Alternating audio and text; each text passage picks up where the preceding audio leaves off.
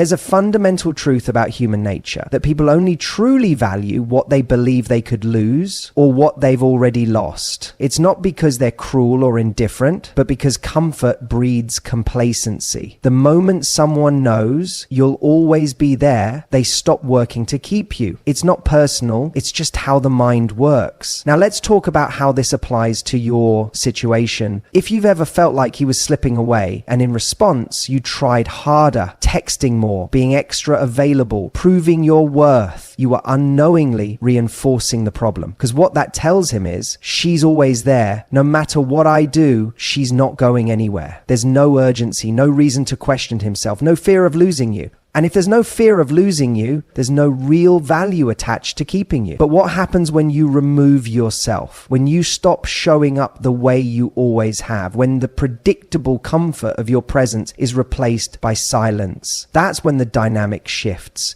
That's when he wakes up. Suddenly, you're not an option he can come back to whenever he pleases. Suddenly, he's forced to confront a reality where you no longer exist in his life. And that, more than anything, creates an emotional impact. This isn't about playing games. It's about breaking the cycle of being taken for granted. Because let's be honest, if you're at this point, you already know he hasn't been meeting you halfway. He hasn't been showing up with the same level of effort, the same consistency, the same appreciation. And every time you try to remind him of your worth, you unknowingly dilute it. Your value isn't in how much you can prove yourself to someone. It's in knowing that you don't have to. So what does it actually look like to remove yourself? It means cutting off the emotional access he's had to you. That might mean stopping the check-in texts, the little just thinking of you messages that make it easy for him to keep you at arm's length while still feeling like you're there. It might mean resisting the urge to watch his stories, to like his posts, to find subtle ways to remind him you exist. Because if he feels erased from your life, he will feel it hard. And here's where it gets interesting. The moment he realizes you're truly gone is the moment he starts to question everything. Wait, she's not chasing anymore? She's not reaching out? She's actually moving on? And that moment of realization is where regret starts creeping in. Because the truth is, people don't miss you when you're still lingering in their life in small, convenient ways. They miss you when they have to wonder about you, when they have to face the discomfort of your absence. Think about it. The most haunting feeling isn't just losing someone, it's knowing they don't need you anymore, that they've stopped looking back, that you are no longer a character in their story. That's what triggers regret. That's what makes someone come running back, not because you asked them to, not because you begged or convinced them, but because they felt the loss for themselves, and no one wants to be erased. But here's where most people go wrong. They remove themselves physically, but not emotionally. They stop texting, but they still wait by their phone. They don't reach out, but they stalk his social media. They don't say anything, but they check in through mutual friends. And guess what? That energy still reaches him. People can feel when they still have a hold over you. Real detachment isn't just about what you do, it's about what you feel. When you truly let go, that's when the shift happens. So if you want him to come running back, don't try to manipulate the situation. Just be the person who no longer needs him to return. Be the woman who respects herself enough to walk away, not as a strategy, but as a stand. And if he comes back, it won't be because you tricked him into missing you. It'll be because he genuinely realizes he let go of something rare. And if he doesn't, then you'll have freed yourself from someone who was never meant to stay. Either way, you win. There's a fundamental truth about human behavior that most people don't fully grasp. Attraction isn't just about physical chemistry, shared interests, or even history. It's about perceived value. The moment someone believes they can have you whenever they want, they stop valuing the effort required to keep you. This is why so many people feel the slow, painful shift from being the center of someone's attention to an afterthought. And when that shift happens, the natural instinct is to try to reverse it, to remind them of what you had, to prove your worth, to fight for what you once shared. But that's the mistake, because the moment you try to prove your value, you diminish it. Think about it. The things we chase, we give power to. The moment you start over-explaining yourself, over-texting, or overcompensating for the emotional distance they've created, you're reinforcing the idea that their approval is more important than your self-worth. And the more available you make yourself, especially when they're pulling away, the more you confirm that they can have you on their terms, not yours. So how do you flip the script? How do you shift from being the one chasing to being the one who is chased? By becoming the one thing human nature can't resist: a mystery. People don't chase what they fully understand. They chase what they can't quite figure out, what they thought they had but are suddenly uncertain of, what feels just out of reach. And the easiest way to create that shift isn't by playing games or pretending to be something you're not. It's by removing the emotional certainty they once had about you. Right now, if you feel like he's drifting, if he's stopped prioritizing you, it's because he's mentally categorized you as safe. Not in the healthy, comforting way, but in the predictable way. He doesn't have to think about whether you'll text. He doesn't have to wonder if you're thinking about him. He doesn't have to question what would happen if he fully disappeared for a few days, because deep down, he already knows you'll be there. And that certainty makes him complacent. So what happens when that certainty disappears? What happens when suddenly you're not texting him first, when you're not reacting to his last minute plans, when you're no longer leaving little breadcrumbs that say, I'm still here if you decide to care again? He notices. Not immediately perhaps, but he does notice, because suddenly there's a gap where your presence used to be. And that gap creates a void that forces him to ask questions. Is she mad? Is she over me? Is she seeing someone else? And those questions make him think about you in a way he hasn't had to in a long time. See, people don't fear losing what they know they have. They fear losing what they think they might have already lost. And that fear triggers something powerful. It forces them to start seeing you differently, to stop taking you for granted, to start realizing that maybe, just maybe, they miscalculated. But here's the catch. You can't fake this. You can't pretend to be detached while secretly waiting by your phone for his reaction. You have to be the person who is moving forward. You have to genuinely shift your focus away from him, not as a strategy, but as a decision to prioritize yourself, your happiness, your energy, your own sense of peace. Because here's the truth. The most magnetic, irresistible people in the world aren't the ones trying to be chosen. They're the ones who have already chosen themselves. They're the ones who radiate confidence, not because they're playing hard to get, but because they genuinely are hard to get, hard to distract, hard to manipulate, hard to pull back into a dynamic that doesn't serve them. So, what does this look like in practice? It means living a life that excites you, regardless of who's watching. It means saying no to things that don't meet your standards. It means shifting your energy away from waiting for someone else to wake up and instead focusing on becoming so fulfilled that their attention feels like a bonus, not a necessity. And when you do this, when you genuinely reclaim your time, your energy, your power, something remarkable happens. Not only do you become more attractive to the person who once overlooked you, but more importantly, you become more attractive to yourself. You start to see yourself differently. You start to respect yourself more. And in doing so, you set a new standard for how others will treat you. Because in the end, the goal isn't just to make him chase you, it's to make him earn you. And if he doesn't, then you've just made space for someone who will. There is something undeniably powerful about silence. Not the awkward kind, not the passive-aggressive kind, but the kind that speaks volumes without saying a single word. The kind that forces someone to sit with the reality of your absence, to feel the weight of your withdrawal. Because here's the truth. When you stop reacting, when you stop filling the space with explanations, when you stop trying to remind someone of your worth, they're left with nothing but the consequences of their own actions. Most people underestimate how uncomfortable it is to be ignored by someone they once had access to. We assume that if we pull back, they won't notice. That if we detach, they won't care. But that's where we get it wrong. Because human nature is wired for attention. It craves validation. It thrives on certainty. And the moment you take that away, you disrupt the balance of power in a way that forces them to reevaluate everything. Think about it. When someone pulls away from you, your instinct is to close the gap, to reach out, to seek answers, to do whatever it takes to restore the connection.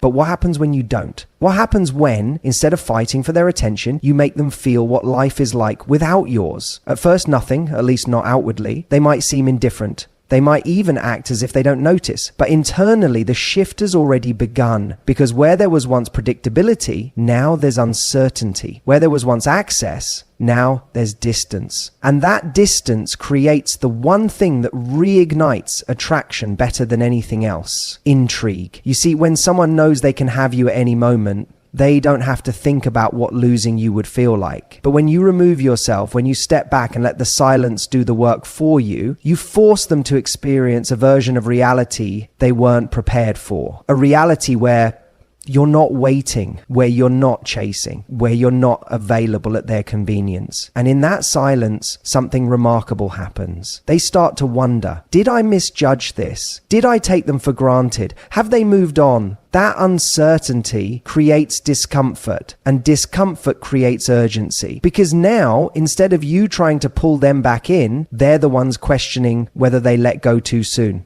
But here's the most important part. You have to mean it. This isn't about pretending to be detached while secretly hoping they'll reach out. It's not about playing a game to manipulate their emotions. It's about making a fundamental shift in how you view yourself and your worth. Because when you truly detach, when you genuinely stop seeking their validation, you become someone they have to work to get back. Not because you're playing hard to get, but because you're genuinely hard to get. Not because you're withholding love, but because you refuse to give it where it's not being fully appreciated. And that's where the real transformation happens. Because the moment you stop trying to prove your value, you force them to recognize it on their own. You give them the space to miss you, to feel your absence, to realize that you were never just an option. They just treated you like one. And if they come back, it won't be because you begged.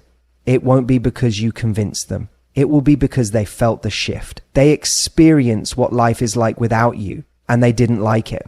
But here's the thing, by the time they do, you might not even want them anymore, because in the process of reclaiming your power, you'll have discovered something far more valuable, the version of you that never needed to chase in the first place. One of the greatest mistakes people make when trying to re-attract someone is assuming that the key to winning them back lies in direct pursuit. They think if they just explain themselves better, show how much they care, or remind the other person of what they once had, things will change. But here's the truth. Someone isn't going to regret losing you because you told them they should. They're going to regret it because they feel it. And that's where true detachment comes in. Not the kind where you sit around waiting for them to notice your absence, but the kind where you shift your focus so completely that they can sense without a single word that they are no longer a central character in your story. That's what creates the emotional gap that makes them take a second look. Think about the dynamics of power in any relationship. When someone knows they have your full attention, your full emotional investment, they don't have to work for it.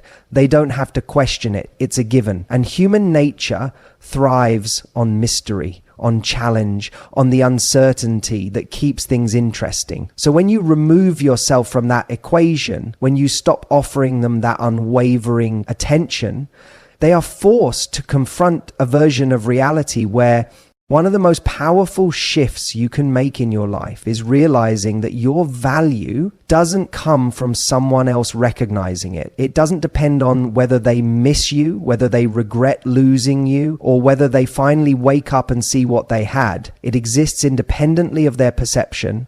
And the moment you start living from that truth, everything changes. Not just in how they see you, but in how you see yourself. See, most people operate under a fundamental misunderstanding when it comes to relationships. They believe that in order to be wanted, they have to prove their worth. They have to demonstrate what they bring to the table, remind someone of how much they care, or subtly or not so subtly, make the other person realize what they're missing. But what if I told you that the most attractive thing you can do is stop trying to prove anything at all? Think about it. What kind of person doesn't need to prove their worth? The one who already knows it. The person who isn't looking outward for validation because they are deeply secure in themselves. That's the kind of person who draws people in.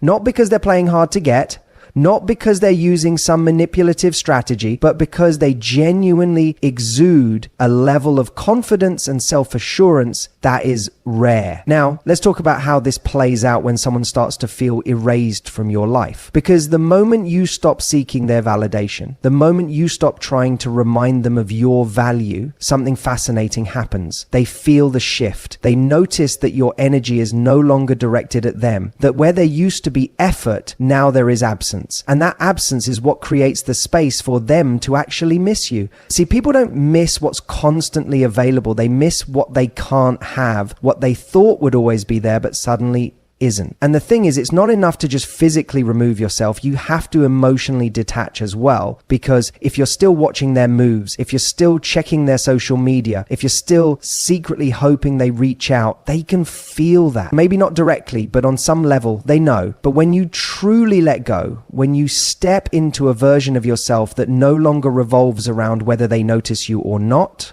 that's when they do notice. And not just notice, but feel a sense of unease, a realization that the place they once held in your life is no longer reserved for them. This is where regret comes in. Because when someone realizes that their absence hasn't left the void they expected it to, they start questioning everything. Did I make a mistake? Was I wrong about them? Have they really moved on without me? And those thoughts are powerful, not because you force them, but because they arise naturally when someone is faced with the reality of losing something they once took for granted. Now, let me be clear. This isn't about punishing them. It's not about making someone suffer just for the sake of it. It's about breaking the cycle where you suffer because you keep waiting for them to validate your worth. It's about choosing yourself so completely that they have no choice but to reevaluate their decisions. And even more importantly, it's about shifting the entire way you approach attraction and relationships. Because when you stop seeking approval, when you stop waiting for someone else to wake up,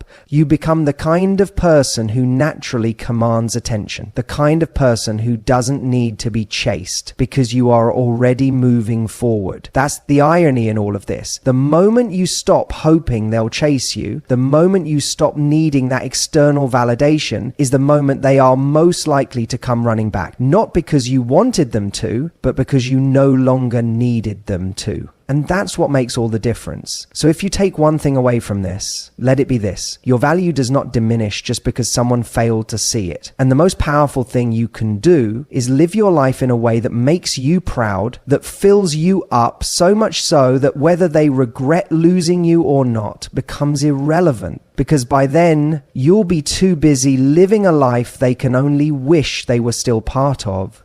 There's a fundamental shift that happens when you stop making someone the center of your world. It's a shift that is both subtle and profound, one that doesn't just change how they see you, but how you see yourself. And the moment you embrace it fully, you unlock a new level of power, one that is rooted in self-respect, independence, and the unwavering belief that you are enough. See, the reason so many people find themselves stuck in cycles of waiting, hoping, and feeling unappreciated is because they have unknowingly handed over the power of their self-worth to someone else. They've made someone else the gatekeeper of their happiness. And when that person pulls away, when they show indifference, take them for granted, or fail to recognize their value, it creates a deep fear, a fear of being forgotten, a fear of losing something that once felt certain, a fear that maybe, just maybe, they weren't as special to that person as they had believed. But what if that entire framework is wrong? What if the real problem isn't their indifference, but your dependence on their recognition? What if the real key to making them wake up isn't improving your worth, but in acting as if their perception no longer matters?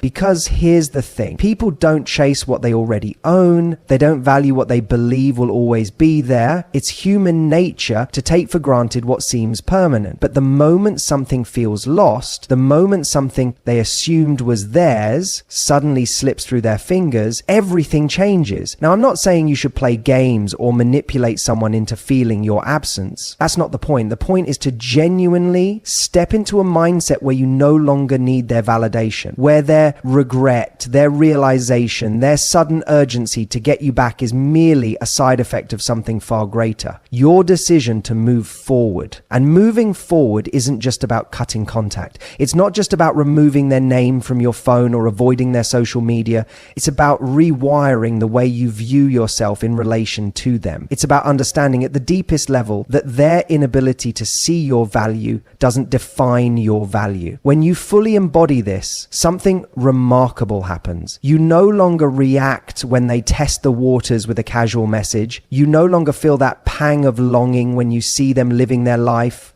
You stop waiting for their regret because you're too busy creating a life that's too good to look back on what wasn't serving you. And that's the irony. That's when they begin to feel it, because energy is powerful. People feel when you've truly detached. They feel when the emotional pull they once had over you is gone. They sense when they are no longer the center of your attention, and it creates an unease in them, a discomfort, a realization that they may have miscalculated. But here's where most people go wrong. They get this far, and the moment they see signs of regret, the moment they sense that shift, they undo everything. They give in. They respond with eagerness. They open the door just enough to reassure the other person that they still have a place in their life. And in doing so, they remove the very pressure that was making that person wake up in the first place. So what do you do instead? You hold the line. You remain in your power. You recognize that someone wanting you back is not the same as them valuing you, because real value isn't in the fear of losing something. It's in the genuine appreciation of having it. And that's why the final, most important step in all of this is not just making them regret losing you. It's making sure you never go back to a version of yourself that accepted less than you deserved. It's understanding that their regret is irrelevant if their actions don't change. It's realizing that the true victory isn't in making them chase. It's in becoming the kind of person who doesn't need to be chased at all. So the real question isn't, how do I make them regret losing me? The real question is, why would I ever settle for someone who had to lose me to see my worth? Because the moment you truly grasp that, you'll never find yourself in this position again. And that's where real power lies.